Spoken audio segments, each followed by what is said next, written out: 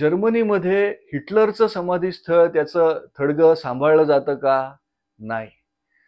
जगामध्ये अशा क्रूरकर्म्या खलनायकांची थडगी सांभाळली जातात का? इतिहास काढून बघा. मग आम्हीच हे का सांभाळायचं?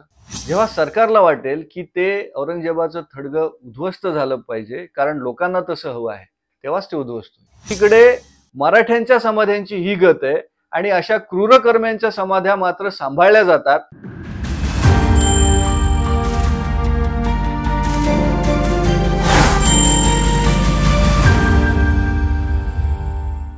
नमस्कार. एकीकडे शिवजयंतीचा उत्साह आहे आणि दुसरीकडे छावा चित्रपट बघितल्यानंतर संभाजीराजांना त्या क्रूरकर्मा पापी औरंगजेबाने कसं हाल हाल करून मारलं त्याचा कुठेतरी राग, त्याचं दुःख आपल्या मनात आहे. ज्यांना माहीत नव्हतं त्यांना कळालंय, ज्यांना माहीत होतं त्यांचं राग, त्यांचं दुःख अजून वाढलं असेल. वाढायलाच पाहिजे, असायलाच पाहिजे. याचं दुसरं कारण असं आहे की या औरंगजेबाचं थडगं महाराष्ट्रातच आहे. तो मेला इथेच. त्याचं थडगं आता आहे संभाजीनगरच्या खुलताबाद एरियामध्ये आणि हे थडगं केंद्रीय पुरातत्व खातं खर्च करून सांभाळतं. 2011 ते नोव्हेंबर 2022 या काळातला ह्या थडग्याच्या मेंटेनन्ससाठीचा खर्च 6.5 लाखापेक्षा जास्त आहे. प्रश्न असा आहे की ज्या शिवाजी महाराजांना छातीचा कोट करून त्या पावनखिंडीत मराठ्यांनी सांभाळलं, त्या बाजीप्रभू देशपांड्यांची समाधी विशाळगडावर आहे. तुम्ही जाऊन बघा. नीट रस्ता नाहीये तिथपर्यंत जाण्यासाठी. त्या समाधीची काळजी नाही सरकार घेत. एकीकडे मराठ्यांच्या समाध्यांची ही गत आहे आणि अशा क्रूरकर्म्यांच्या समाध्या मात्र सांभाळल्या जातात.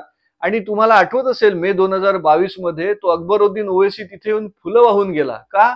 औरंगजेबाचं समाधी स्थळ तुमचं कसलं स्थान आहे? मला साधा प्रश्न आहे.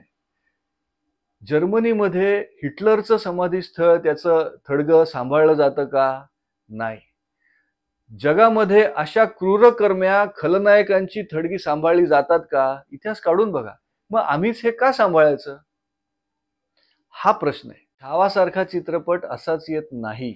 जेव्हा निर्मात्याची खात्री असते की लोकांना हे आवडेल, लोक हे बघतील, लोकांना हे बघायचंय, तेव्हा हा चित्रपट येतो. मग जेव्हा सरकारला वाटेल की ते औरंगजेबाचं थडगं उद्ध्वस्त झालं पाहिजे कारण लोकांना तसं हवं आहे, तेव्हाच ते उद्ध्वस्त होईल. आपण काय करणार आहोत हा प्रश्न आहे. हा व्हिडिओ फक्त लाईक आणि शेअर करू नका, तर सरकारला ह्यासाठी फेसबुकवर लिहा, ट्विटरवर लिहा, आपल्या पद्धतीने आपल्या भावना व्यक्त करा. सध्या असलेल्या संविधानाच्या चौकटीत राहून हाच खरा छत्रपती शिवाजीराजे आणि छत्रपती संभाजीराजेंच्या प्रती एखादा कृतज्ञतेचा आपला वाटा ठरेल. एवढंच बोलून थांबतो.